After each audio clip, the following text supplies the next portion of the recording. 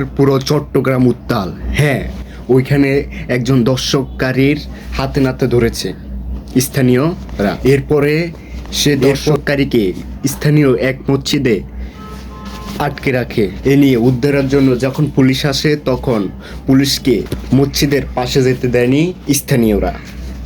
পুলিশের গাড়ি ঘেরাও করে আশেপাশের স্থানীয় জনগণ। পরবর্তীতে পুলিশ ঘটনাস্থল নিয়ন্ত্রণের জন্য লাঠিচার্জ এবং টিয়ার শেল নিক্ষেপ করে।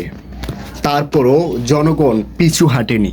পুলিশ এক পর্যায়ে ব্যর্থ হয়ে তারা নিজেরাই পিছু হেঁটে। ওইখানকার জনগণের দাবি ছিল, আমরা দর্শকের নিজ বিচার নিজেরাই করব, কারণ এই রাষ্ট্র এদের বিচার করবে না।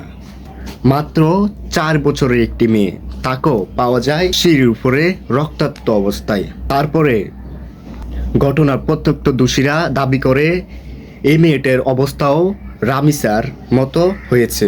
একটি বিচার এলাকাবাসীরা করতে চায়। কেন?